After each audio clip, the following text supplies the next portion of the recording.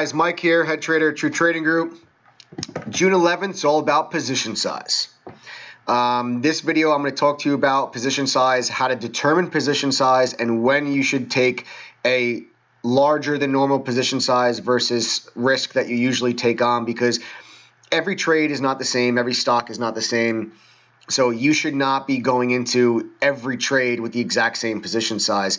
And for that reason, I was able to walk away today green, barely green, because I took a pretty decent sized loss in the morning on CORV, and I'm going to go over that trade with you and what I was looking for and why I took a large loss on that CORV that kind of put me in a hole for the day. But I was able to get real nice position size in ZS. Okay, almost 3,000 shares in this ZS. It was about 2,500 shares. And because I was able to scale up that position size, I was able to make back my losses that I took in GNW and CORV. So I'm going to go over those trades with you. And I'm going to go over the ZS with you, and we'll talk about the position size. But actually, before I get into the trades, let me talk about the position size. So, guys, when I go into a small cap trade, a small cap stock, $1, $5, $2 stock, low float, it's moving around a lot. Maybe there's volatility halts. The stock usually doesn't have a lot of volume, but for whatever the reason, whatever the catalyst is, there is volume today or recently. I'll take a position size of, maybe around $30,000.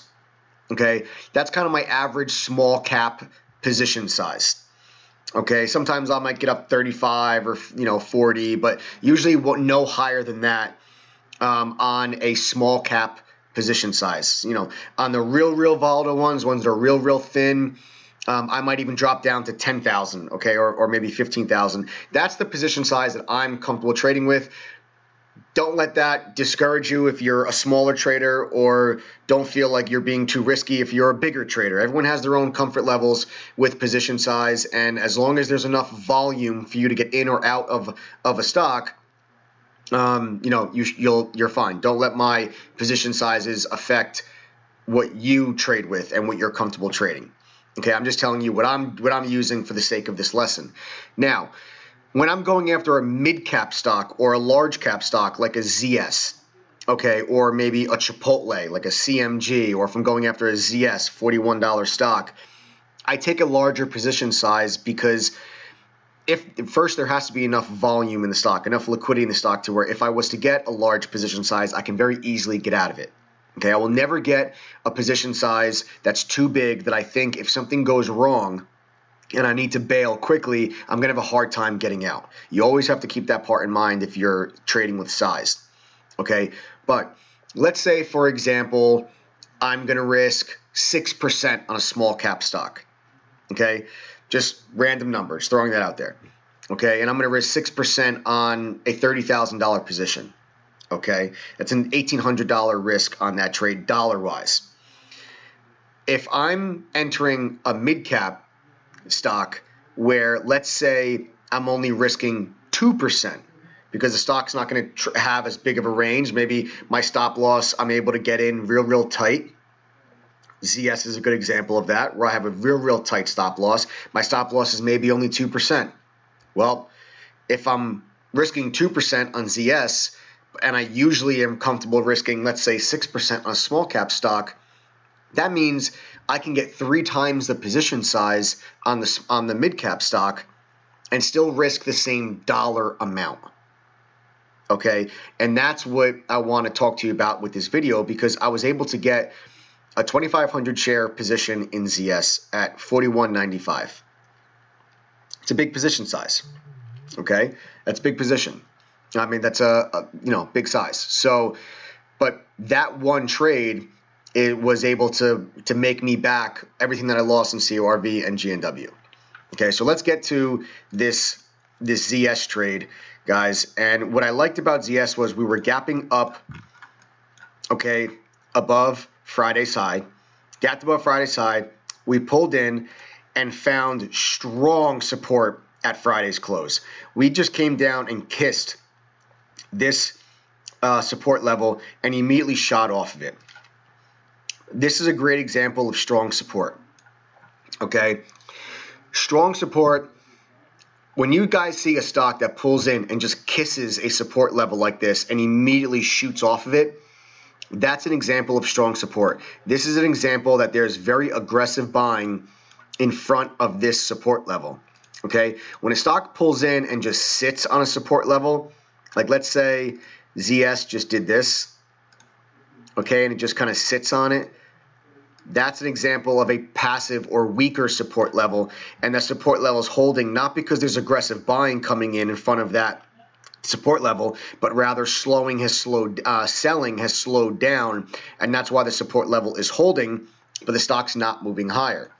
In this case with ZS, you saw how quickly the stock touched the support level and catapulted off of that level and actually went to break through the initial morning high. Okay, here is your initial morning high. Okay, that's how strong that support level was, that we came down, kissed it, and immediately exploded to a new high of the day. Okay, and when we broke through the high of the day, we did so on a nice little increase in volume. So once we saw that, I said, okay, guys, I'm going to look to see what else do I see here after I saw that big, strong support level, because that was the first thing I noticed on ZS was, wow, real strong support at yesterday's close. Now let's take a deeper look. I take a deeper look. I see that the initial morning high lined up perfectly with the 38.2 Fibonacci retracement level. Look at that. Perfectly, almost to the penny, that initial morning high lines up with the 38.2 Fib. Then we had VWAP working its way up towards that area, and I got long right in here at 41.95. Okay, 2,500 shares right there at 41.95. I'll take it to my trade announcements. Let's see. Here we are at 9:56 a.m. Long ZS 41.95. Stop loss 41.45. Okay, so very low risk on this trade. Okay, low risk on the trade, only 50 cents. Okay, so 50-cent risk on the trade. So my 2,500 shares is, now I'm risking about the same that I would normally risk on a small cap stock. So I'm able to get that large position size. I'm only risking 50 cents a share. Okay, and you can see that level held, that 38.2 Fib held. Okay, the initial morning high held, and we start to push and churn and climb our way higher. I'll take it back to my trade announcements. I took some profit off at 43.10, then sold the bulk of my position here at 43.50, and then my final sell was at 42. I was holding on to see if we were able to get the break up above 44 on my last final piece, but we weren't able to do so. We actually double topped up there at lunchtime. There's a double top at lunchtime, then we rolled back over, and I sold out on this candle right here at 42 as my last final take profit. Let me go back. I'll circle my take profits for you. We're right here and here. Okay, so there are my first two take profits, and there was my final sell back here. Okay, so even though I gained not a big percentage on ZS, because I was able to get such a large position size, far larger than the position size that I had in CORV, a small cap, very volatile stock, I'm able to come out of the day green. Okay, now let me go to the CORV. CORV, small cap stock, had a big move here in the morning. I thought this stock was going to explode today. I really did, guys. I thought this was going to be a real runner. And the reason being, let me pan over and I'll show you what I was looking at here. The first thing we see here is VWAP was holding support. Okay, real nice VWAP support here on the CORV. Okay, and then I noticed that the initial morning high right here, VWAP was lining up with that initial morning high, and we were holding support. Okay, you can see right here we were holding support at that initial morning high and VWAP.